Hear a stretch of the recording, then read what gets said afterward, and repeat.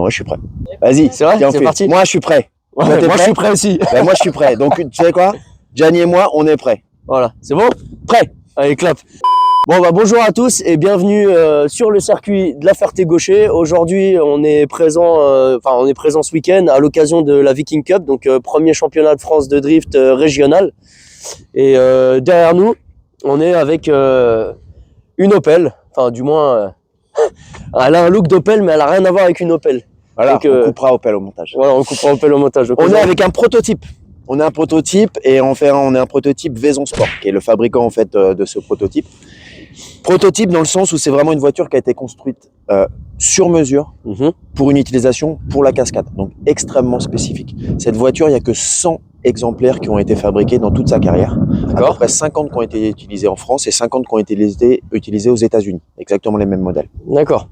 Et c'est une voiture qui n'a absolument rien à voir avec une voiture de tous les jours, que ça soit la célèbre marque allemande que tu as citée ou n'importe quelle autre voiture. Et aujourd'hui, on va découvrir pourquoi elle est si différente d'une voiture classique. D'accord, moi j'ai une question à te poser. Tu as dit qu'il y a eu 100 exemplaires. Est-ce qu'elles ont été différentes ou c'est vraiment toutes les mêmes? À 80%, c'était des exemplaires de ce type-là. C'est-à-dire avec cette carrosserie-là et avec cette finition-là. Il y avait une autre partie sur une base identique à 80%, mais avec quelques modifications en termes d'empattement et avec une carrosserie totalement différente qui avait plus un look sportif, de coupé sportif. D'accord, ok. Mais la mécanique et l'architecture générale du véhicule restaient extrêmement proches. D'accord. Et il y a eu quelques modèles très spécifiques purement pour la cascade, des spectacles de cascade qui ont été faits pour des petites astuces comme la carrosserie à l'envers, etc., etc. Mais toutes les voitures qui ont été construites, les 100 exemplaires, elles ont été construites vraiment pour faire tout ce qu'on peut imaginer en termes de cascade, à savoir le pilotage de précision, les sauts et le pilotage sur deux roues.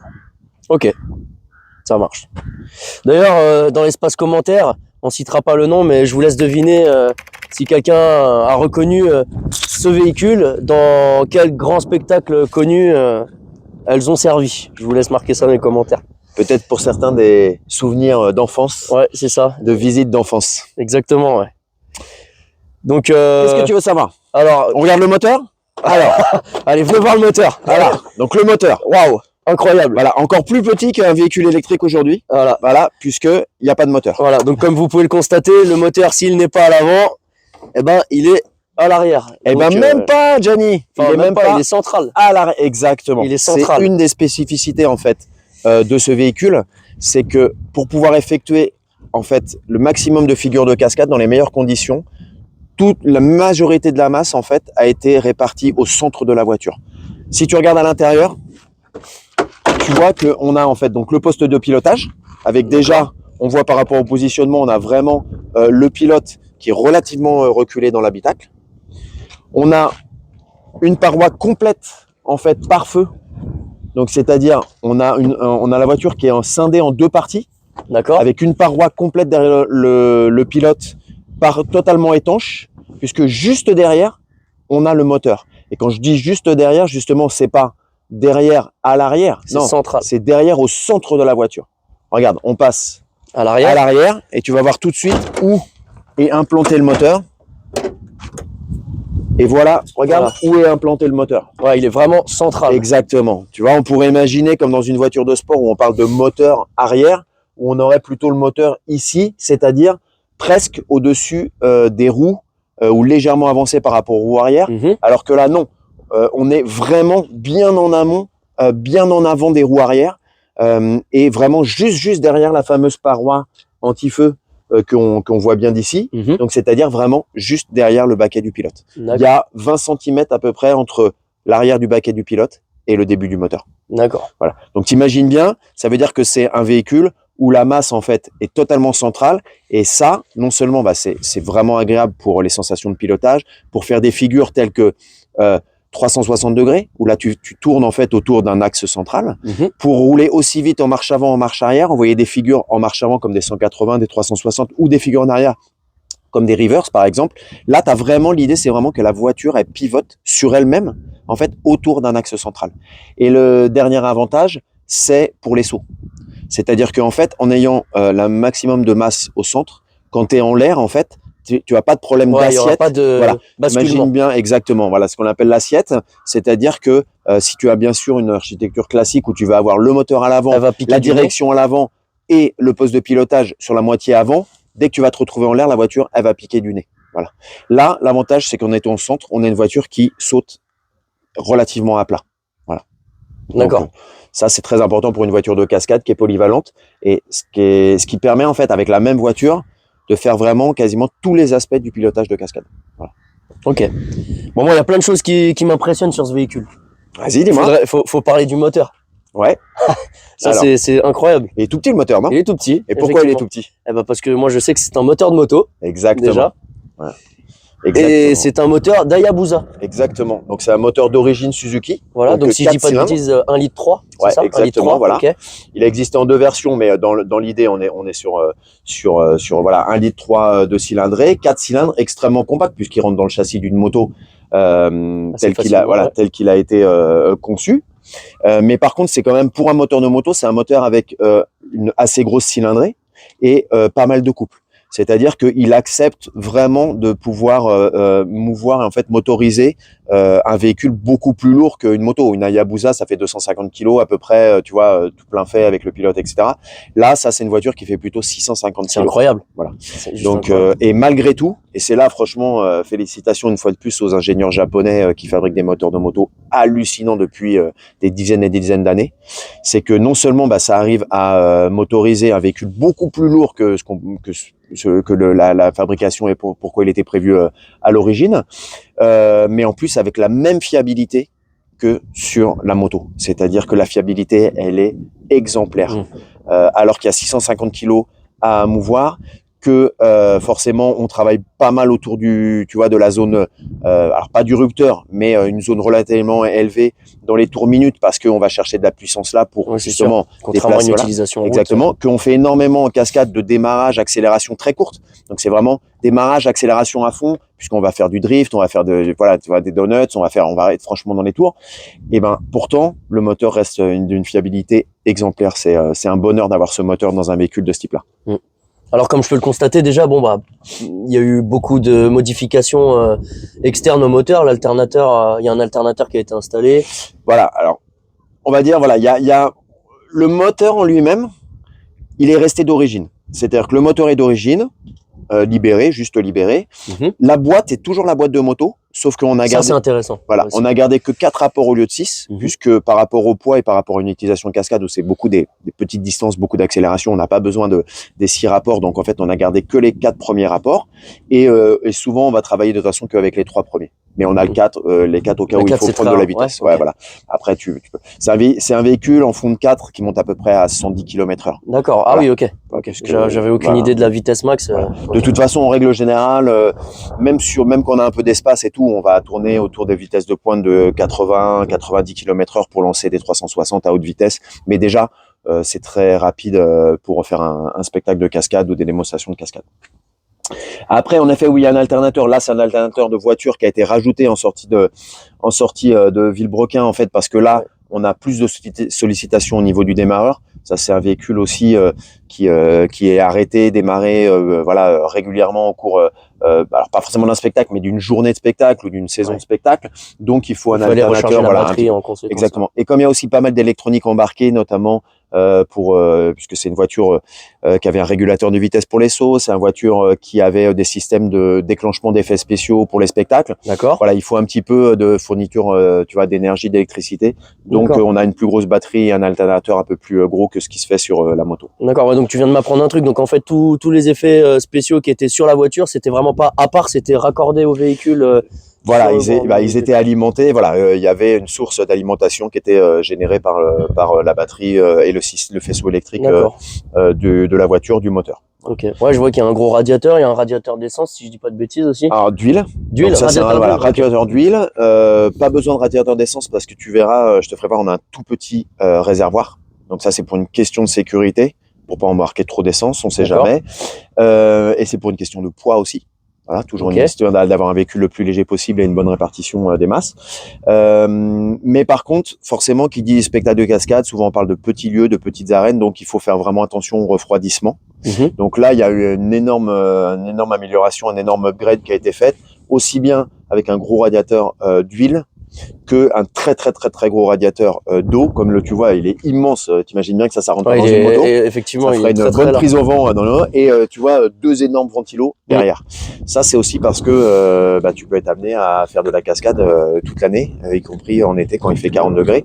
Donc là, il faut pouvoir refroidir et ventiler le moteur.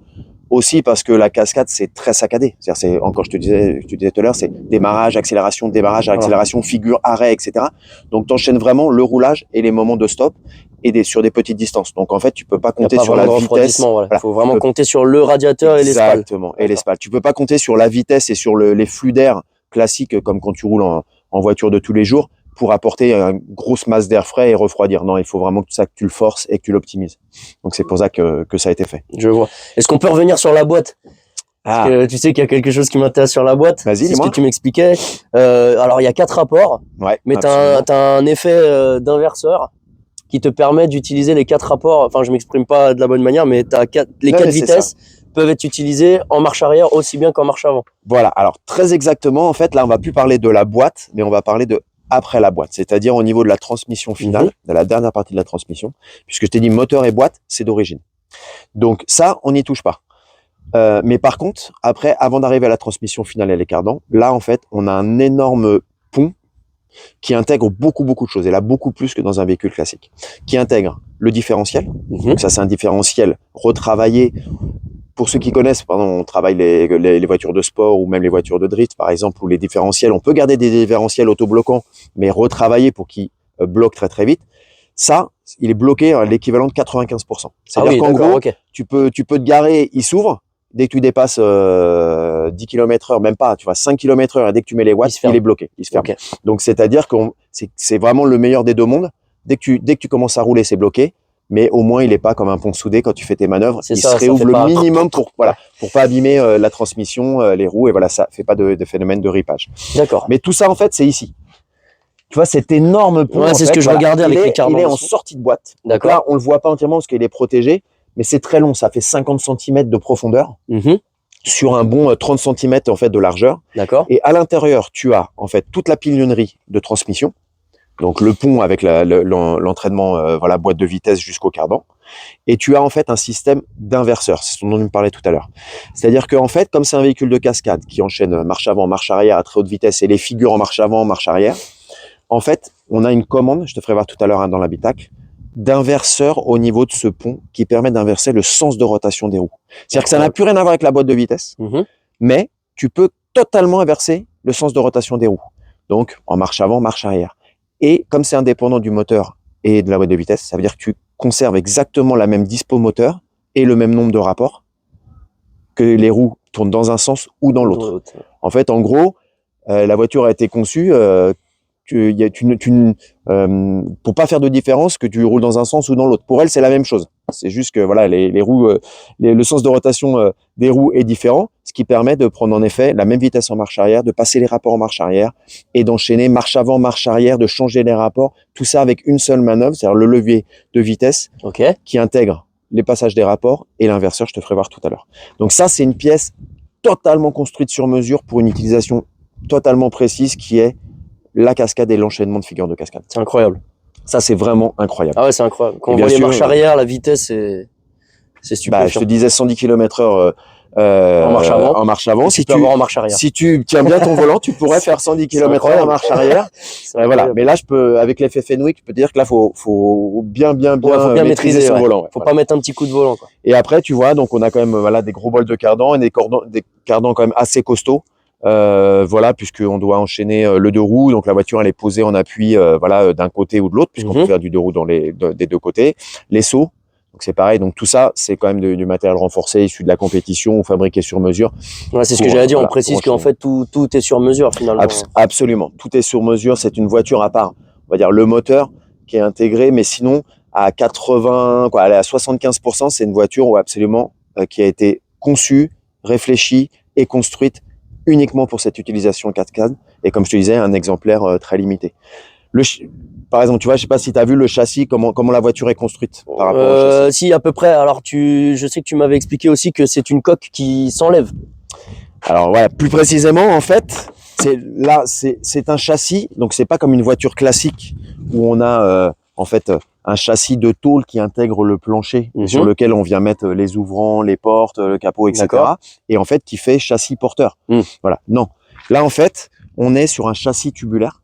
D'accord. C'est-à-dire que en fait, t'imagines un arceau, tu vois, dans une voiture classique, on va mettre un arceau de protection autour du pilote, à l'avant, à l'arrière, voilà. Ça va participer à la rigidité, mais on garde le châssis d'origine qui est en tôle. Ouais, effectivement. Là, en fait, non. Là, c'est comme si tu pouvais imaginer en fait un arceau gigantesque, un arceau voiture. C'est pour ça que ça s'appelle un châssis tubulaire. Okay. C'est-à-dire que c'est la même technique de construction qu'un arceau, mais on va construire toute la voiture de cette façon-là. Aucune plaque de tôle. Donc, c'est-à-dire qu'on n'aura que les tubes. Donc, imagine qu'en poids, déjà, on gagne, tu vois, on gagne énormément. Ouais, carrément. 2, on va avoir une rigidité hallucinante, puisque la voiture, c'est un arceau géant. Et on va ensuite venir y greffer des points de fixation pour fixer le moteur, fixer les sièges, fixer la direction, fixer les trains roulants, etc.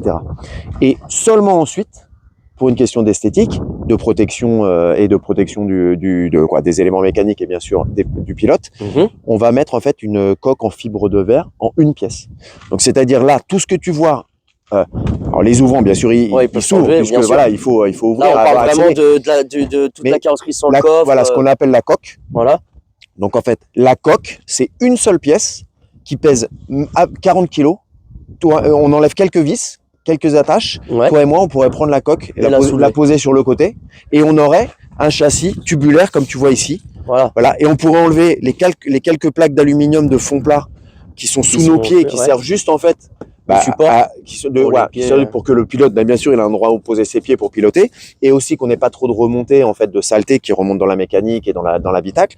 Et là, tu te retrouverais avec une voiture, tu aurais un châssis tubulaire complet, tu verrais à travers de absolument partout, voilà, c'est ça. Et tu aurais les roues accrochées dessus, la direction accrochée dessus, le moteur accroché à l'arrière, les sièges et tu pourrais rouler comme ça. Donc en fait, pour bien qu'ils comprennent, cette voiture, elle peut rouler sans la carrosserie. On l'a déjà fait rouler en version été. Donc tu me disais que en version canicule. Ah ouais, ça devait être agréable.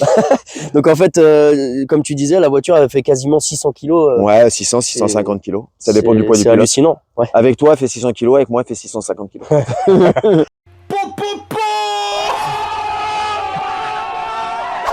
C'est ça. Non mais c'est incroyable. C'est vraiment incroyable. Et donc si on le voit bien en fait à l'avant. Ou là, oui, tu vois bien. Là, on voit vraiment les tubes, la voiture et à jouer. C'est-à-dire que regarde, reste ici, regarde, filme ici. Ouais, il y a aucun cloisonnement, on te voit. Voilà. Hop, regarde. J'accélère, je freine, je débraille. Hop. Et là, tu vois bien que on a vraiment le minimum de tôle, le minimum de poids possible. Et on voit bien que sur le châssis tubulaire, tu vois là, on voit qu'il arrive de l'habitacle. La partie avant, on a les tourelles qui sont intégrées dans ce châssis tubulaire, donc les suspensions, qui nous permettent d'avoir les trains roulants en bas des suspensions. On a les triangles qui sont attachés en bas directement en fait aussi sur le tube. Et on a même, regarde, support de direction, donc là très spécial aussi. Ouais, direction assistée très spéciale. Alors non assistée, mais très spéciale dans le sens où en fait c'est pour la solidité, c'est une direction en fait en alu taillée dans la masse. Ouais, c'est ce que j'allais dire. La pièce est vraiment belle. Exactement. Et elle a l'air vraiment bien épaisse aussi, bien exactement, bien très très costaud pour les mêmes raisons qu'on a évoquées tout à l'heure, à savoir sollicitation. Voilà, sollicitation extrême. Quand la voiture elle est sur deux roues, imagine qu'à un moment tu as quand même grosse partie du poids qui est sur les roues, sur les extérieurs, qui force sur les trains roulants. Donc il faut bien tenir et tenir la résistance à ça. Et pour les sauts aussi. Voilà. Là, pour une question, tout est pensé solidité, mais sécurité avant tout. Bien sûr que tu veux pas à la réception d'un saut perdre la direction parce que tu as un bris de direction, de colonne de direction ou de quoi que ce soit, ou même de train roulant. On voit bien, on a déjà vu des vidéos, alors plus en moto ou en vélo, ça leur arrive plus souvent en vélo.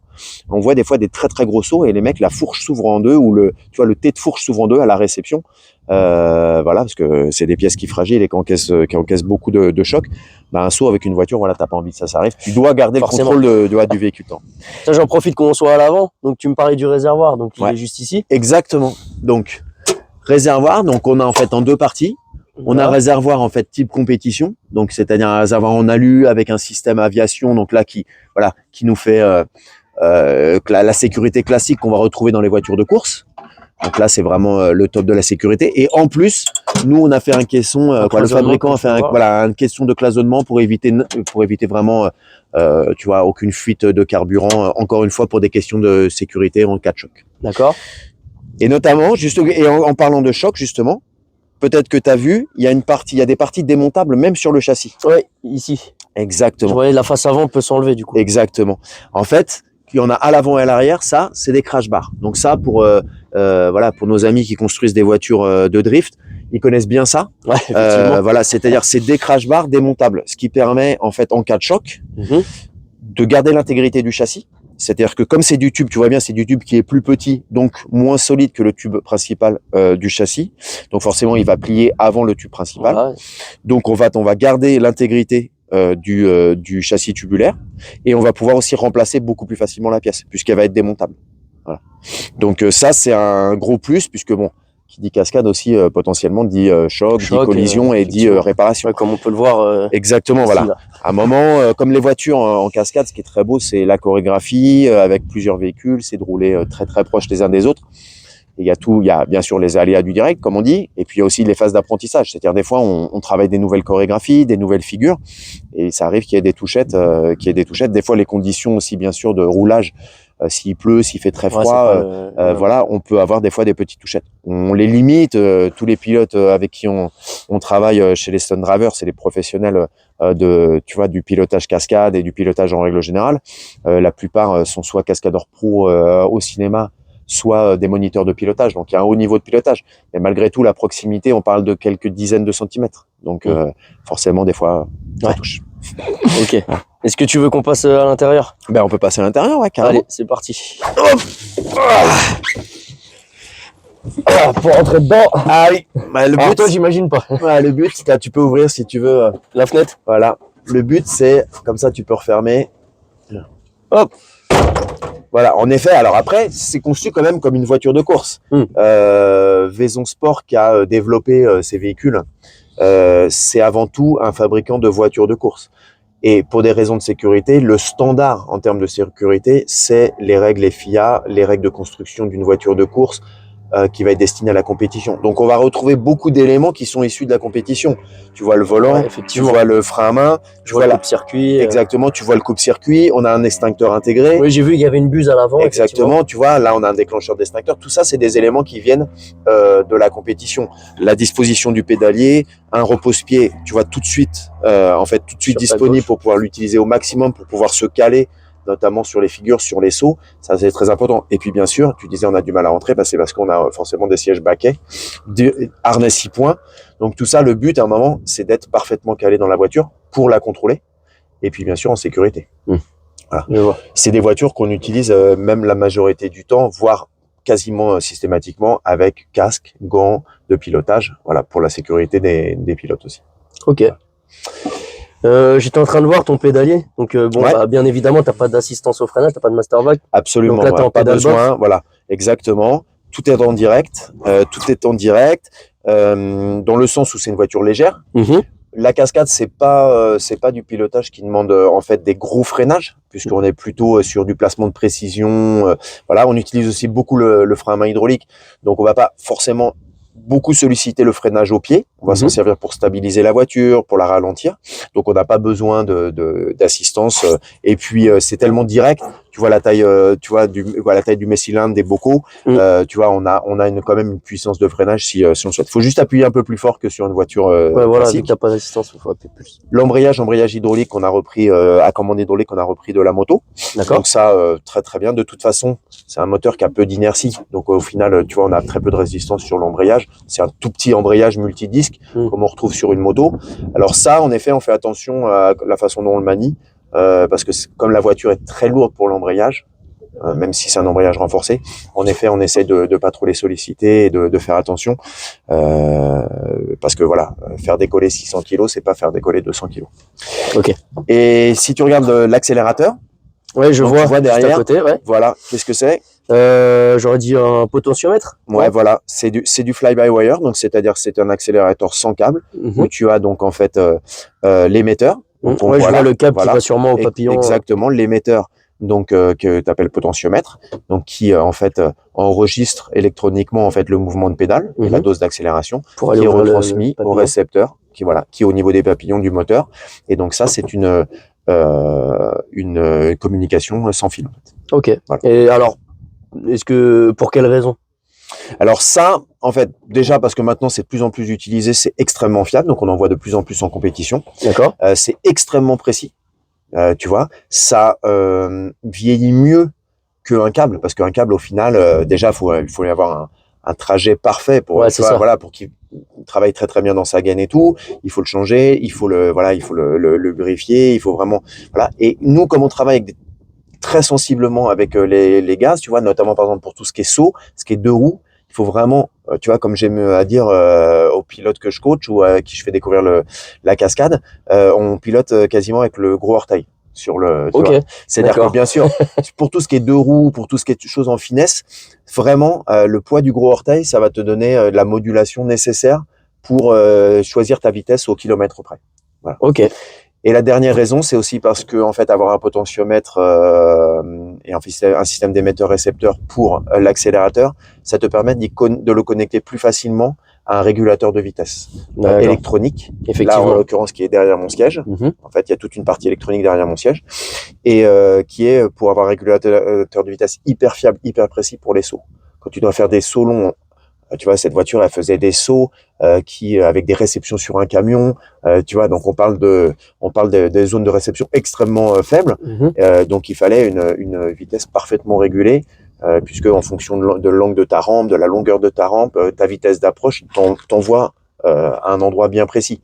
Et là, quand tu as une toute petite zone de réception, il faut que cet endroit il soit toujours le même. Et celui que tu as prévu surtout. Ouais, j'imagine.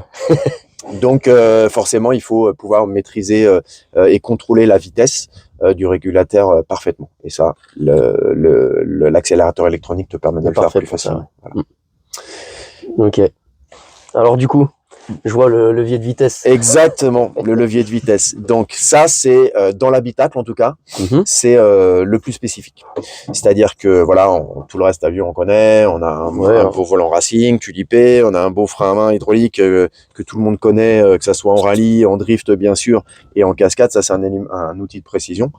Mais par contre, ce que tout le monde n'a pas, c'est ce type de levier de vitesse et ce type en fait de passage de rapport et donc d'inverseur. En fait, je t'ai dit, on a gardé la boîte type séquentielle en fait de la moto.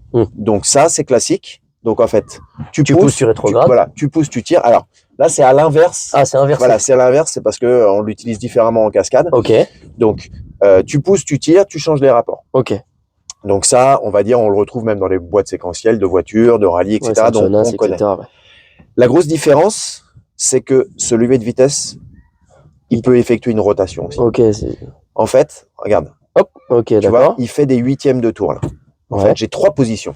Effectivement, parce que je vois la petite biellette. Là, exactement, je t'expliquerai comment ça marche. Donc en fait, on a une position où là, j'ai fait un quart de tour. Je suis l'équivalent d'un point neutre, qui est un faux point neutre, mais qui est en fait une libération de la transmission.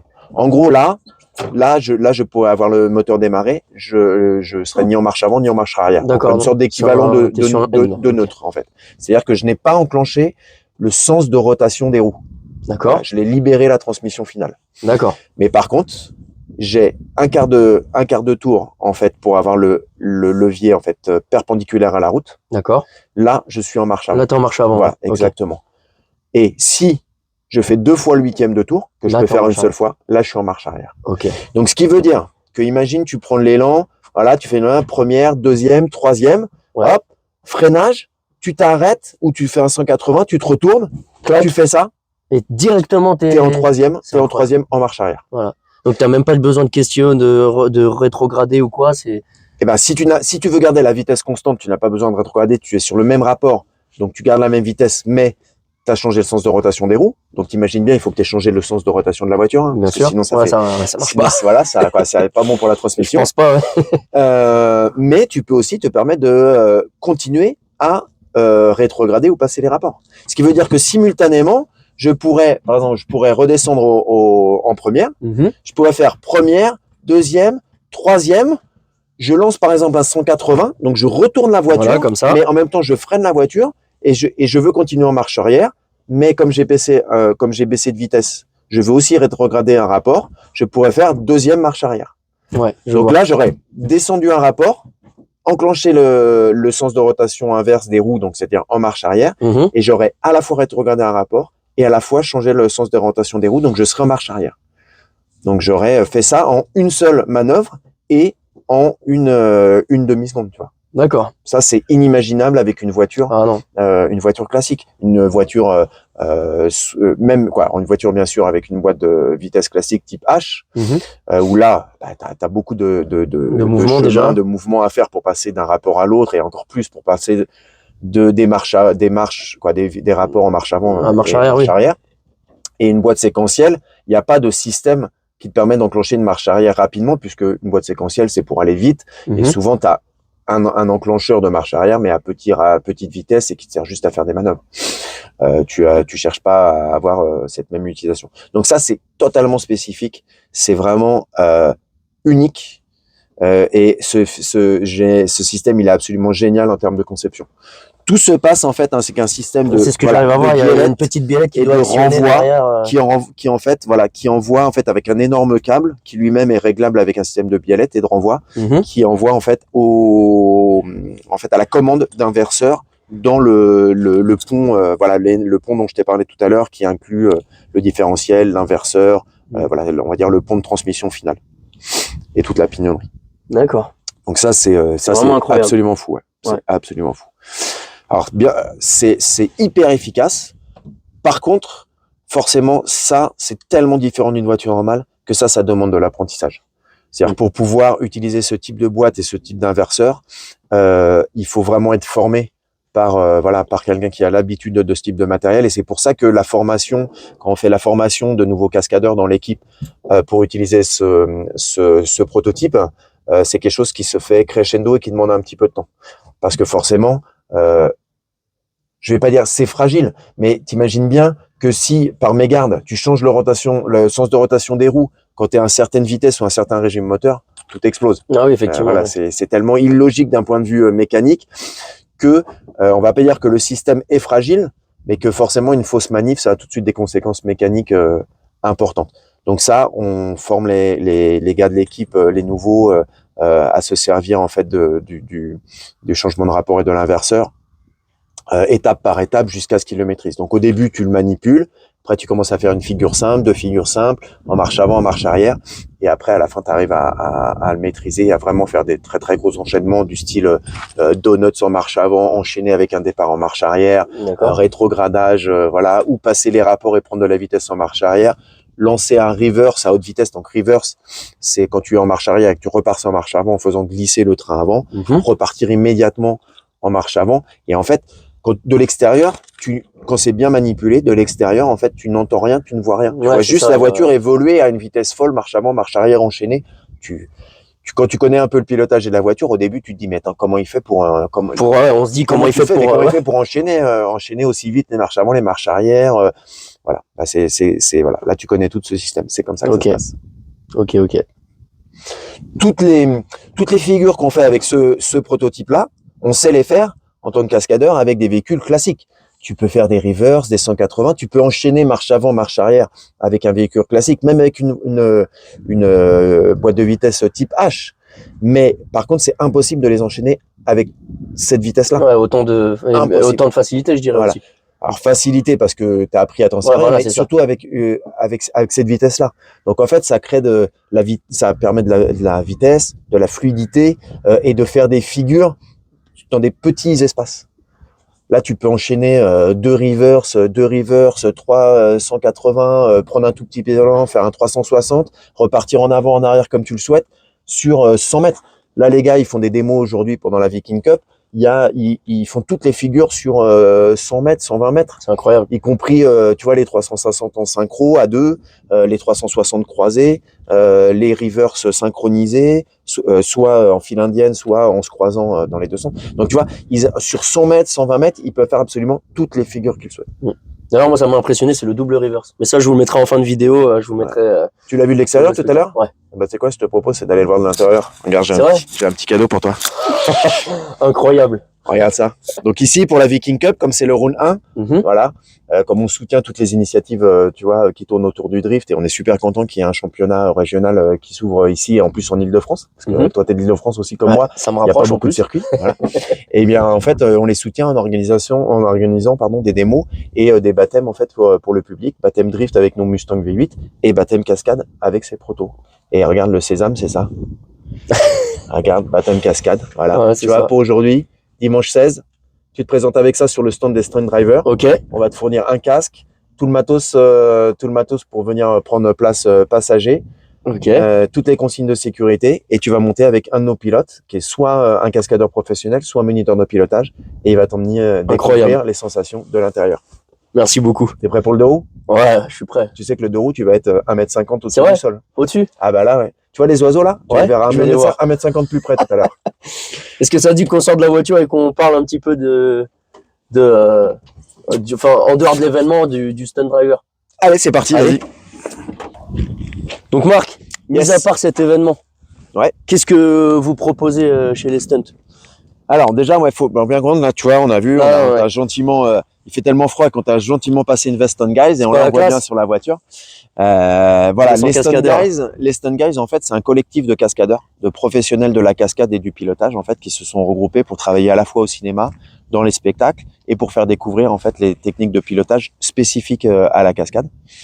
Et on fait aussi beaucoup de drift parce que voilà, on le voit bien dans les films, ce que les gens aiment, c'est les voitures en travers. Ah oui. Donc l'univers du drift et de la cascade, c'est des univers très proches. Toi-même, tu sais très bien qu'on s'est rencontrés dans l'univers du drift, et maintenant tu découvres aussi un peu l'univers de la cascade. Voilà, je te fais partager un peu ces aventures. Donc c'est un collectif de cascadeurs. Donc on travaille au cinéma, on fait bien sûr du doublage cascadeur des acteurs, des scènes d'action, la chorégraphie, on fait de la préparation de voitures. On fait ça aussi dans le cadre des spectacles.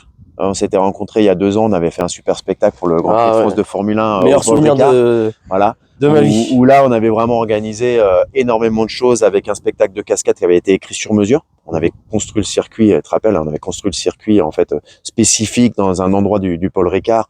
Et donc là, on s'était fait le parcours et tout. On avait vraiment écrit une chorégraphie pour ça. On avait fait une démonstration de Gymkhana. On avait pas mal de copains drifters qui étaient venus faire des démos. D'ailleurs, on en a ici qui sont là à la Viking Cup. Qui soient en pilote ou en juge, puisque voilà. Effectivement. Exactement. Et puis on avait même un spectacle de FMX avec voilà nos amis de Blackliner qui étaient venus faire les cascades mais en moto. Parce que nous on fait de la moto mais plus du supermoto et du pilotage de précision en moto. Voilà, le FMX c'est encore autre chose, une autre discipline. J'adore, mais c'est différent en fait. Tu n'utilises pas du FMX dans un film. Là. Ou alors c'est un film sur le FMX. Ouais, voilà, c'est ça. Ok, Fast and Furious, peut-être ils font quelques cascades dignes du FMX. Mais on va dire même plus loin que le FMX. Voilà, ça va dans l'espace. Dans l'espace. Bon, là c'est un autre domaine qui ne nous regarde pas. Voilà, c'est ça, exactement. Mais voilà, non, sinon dans les films, on va être vraiment dans le pilotage d'action, le pilotage de précision, que ça soit en voiture ou en moto. Ça, chez les Stunt Guys, on a des motards et des pilotes voitures. D'accord. Et donc, pour faire découvrir en fait cet univers-là au plus grand nombre, en fait, Stunt Guys a créé l'école de pilotage Stunt Driver. Donc, on peut retrouver tout ce qu'on fait sur stuntdriver.fr, stuntdriver-driver.fr. Okay. Et là, en fait, c'est vraiment une école de pilotage pour faire de la découverte au grand public. Donc, on a 10 week-ends dans l'année où on va vraiment permettre aux gens, que ça soit en passager, mais au volant. C'est ça qui est très important, parce qu'on va faire des baptêmes passagers pour les gens qui veulent découvrir sur le siège passager voilà, les sensations de drift ou de cascade, mais surtout pour les gens qui veulent passer au volant et commencer à apprendre en fait les premières techniques de pilotage drift et cascade. Savoir utiliser un frein à main, comprendre la dynamique d'une voiture, donc c'est-à-dire beaucoup en fait le décrochage, tu vois, du train arrière, comment on fait décrocher une voiture, la faire partir en dérive, comment on entretient cette dérive et tout. On va leur faire découvrir ça. Ça va vraiment du débutant, la première expérience, jusqu'à quelqu'un qui a un petit peu plus de connaissances en termes de pilotage, et lui il va prendre plus de tours, c'est parce que ça marche au nombre de tours comme toutes les écoles de pilotage, et là on va avoir en fait la possibilité d'aller un petit peu plus loin, et lui en 4, 5, 6, 10 tours, lui il va vraiment commencer à faire ses premiers virages en drift complet. Donc ça c'est vraiment super chouette, où il va commencer à bien maîtriser des 180 et des techniques de cascade. D'accord. Donc ça c'est une partie, Stunt Driver, voilà, stuntdriver.fr, 10 week-ends dans l'année ouverts au grand public. Et on a aussi une école de pilotage pour professionnels. Donc, c'est-à-dire que là, c'est des stages qui durent une semaine complète. Okay. Donc là, c'est même plus des stages, c'est de la formation. Et donc là, c'est de la formation au pilotage de cascade du début à la fin. Ça s'adresse à un public soit de passionnés, vraiment qui a envie d'aller loin dans l'expérience, mais aussi beaucoup en fait de professionnels du cinéma. C'est soit des acteurs qui veulent apprendre à être vraiment à l'aise avec une voiture, comme ça ils vont pouvoir aussi conduire un petit peu, voilà. Ouais. Ils vont pas forcément faire des scènes de cascade, parce que là c'est toujours des équipes de cascadeurs pour des raisons de sécurité, mais ils vont pouvoir quand même être filmés dans une voiture en étant à l'aise, beaucoup plus à l'aise, pas d'appréhension. D'accord. Ça. Ou alors beaucoup aussi de cascadeurs, mais d'un autre style, c'est-à-dire cascadeur physique, cascadeur équestre, c'est-à-dire des gens qui sont déjà dans le milieu de la cascade et qui veulent développer en fait leur polyvalence avec la cascade, ce qu'on appelle la cascade mécanique, voiture ou moto. Et là, eux, ils veulent avoir de plus en plus d'atouts et être capables d'être des cascadeurs de différents types sur les films. D'accord. Voilà, c'est ça. Donc ça, on a une petite dizaine aussi de semaines de formation dans l'année. Donc tu vois, c'est vraiment un gros multiples expériences et qui tournent vraiment autour de la cascade et de la profession de cascadeur, puisque toute l'équipe en fait vit dans le milieu de la cascade. D'accord. J'ai une dernière petite question. Donc du coup là, tu es en train de me dire que si par exemple demain je me paye une formation, je pourrais apprendre à conduire sur ce genre de véhicule. Alors tu vas apprendre sur un véhicule qui est plus adapté à un débutant. D'accord. Donc qui sont des véhicules qui sont vraiment préparés pour ça. Donc on a tout un parc en fait de BMW. Alors, qui est un véhicule puisqu'il est en propulsion, puisqu'il y a beaucoup de pièces racing, voilà, qui est vraiment un véhicule privilégié pour apprendre la cascade. D'accord. On a tout un parc en fait d'une dizaine de BMW qui sont vraiment pour les stagiaires et qui permettent de découvrir le pilotage facilement, une voiture facile à piloter, parfaitement sécurisée, et bien sûr ça se passe toujours sur circuit puisqu'on est toujours dans un environnement sécurisé. Donc tu vas plutôt être amené sur une voiture qui va être facile à appréhender au départ. D'accord. On a aussi des Mustangs, donc on a 4 Mustangs V8 là qui permettent, une fois que tu as un certain niveau de pilotage, de commencer à rouler avec une voiture plus puissante, plus lourde aussi. Donc plus puissante, ça c'est très sympa, parce qu'à un moment il faut savoir maîtriser la puissance et savoir l'utiliser pour s'amuser ou pour faire des scènes de cascade. Mais comme elle est plus lourde, il va falloir bien comprendre déjà ce qu'on appelle la dynamique de la voiture, c'est-à-dire comment les forces en fait influencent les mouvements de la voiture en fonction de ta vitesse de déplacement, des mouvements que tu mets dans le volant, des mouvements que tu vas mettre au frein, etc. Donc ça c'est vraiment très important quand tu comprends la dynamique en fait de la voiture, c'est-à-dire les forces qui sont exercées pendant le pilotage. Tu comprends ce que c'est vraiment le pilotage et c'est toujours toi qui maîtrises la voiture et jamais la voiture qui te maîtrise. Et ça c'est la base d'un bon niveau de pilotage, quelle que soit la discipline que tu vas faire, sur circuit, en cascade, en drift et même bien sûr après sur la route.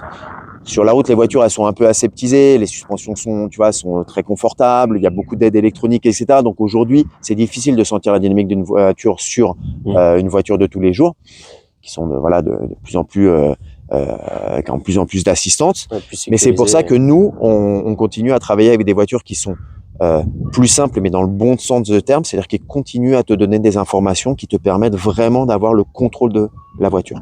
Nous, c'est ça. On veut que les gens soient en totale sécurité, en totale maîtrise, et après en fait la voiture devient un outil.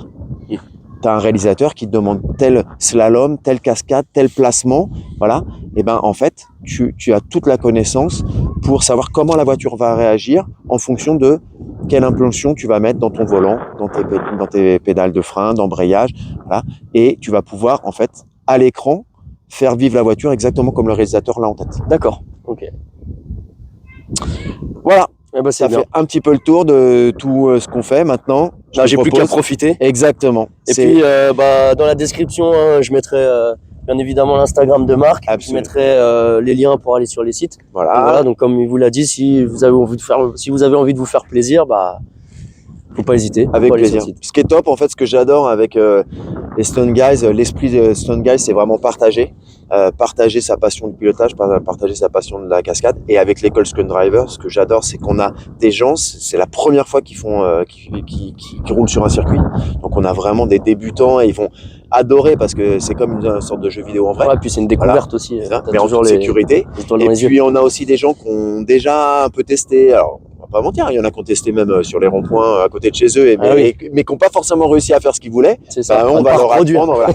Alors, je dis pas qu'il faut le faire, mais je dis justement là, on va leur apprendre dans des bonnes conditions toujours encadrés par un coach professionnel.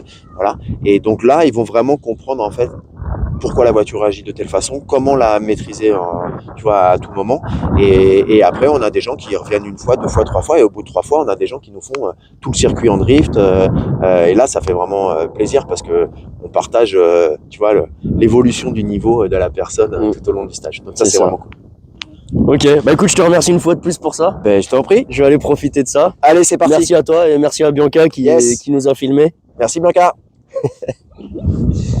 Et à bientôt chez Stan Driver. Voilà, c'est ça.